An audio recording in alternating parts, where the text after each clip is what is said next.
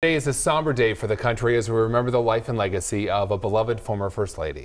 Barbara Bush passed away yesterday at the age of 92. She was called a force of a woman and is being remembered tonight for her devotion to her country and her family.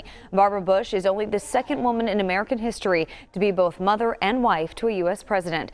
Sources close to the family say she remained alert, had conversations, and even enjoyed her favorite bourbon until the very end. Tonight, Barbara Bush is also being remembered as a strong ambassador for literacy. Over the years, her passion for that cause brought her to our area a number of times. On April 25, 1983, Barbara Bush paid a visit to the city of Wilkes-Barre to tour the Osterhout Library's new children's wing. During that trip, she also took time to read a storybook to a group of preschoolers. The First Lady made another trip to Northeastern Pennsylvania in September of 1992, that time to campaign for her husband, the president. News Watch 16's Mary Ravasio takes us back to the First Lady's trip to Bishop Hoban High School in tonight's video vault. First Lady Barbara Bush left Pennsylvania Avenue in Washington to campaign on Pennsylvania Boulevard in Wilkes-Barre. She came to Bishop Hoban High School, where she put on a high school jacket, swore in the school's new class officers, and talked to students about family values. In this special class session, history students asked Mrs. Bush exactly what she means by family values.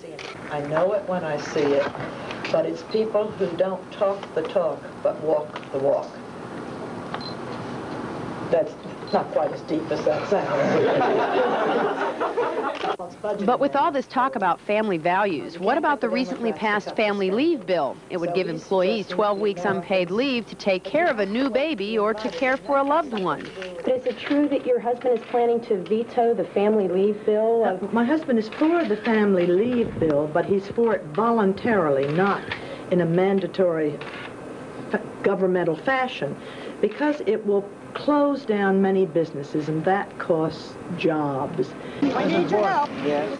Earlier in the day, Mrs. Bush met with supporters at the Wilkes-Barre Scranton International Airport, where she not only talked about family values, but took some shots at Congress.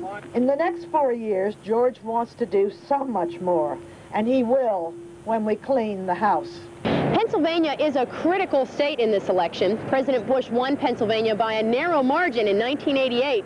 So you can bet Mrs. Bush or the president will be returning to Pennsylvania sometime between now and November. Mary Ravasio, News Watch 16, Wilkes-Barre.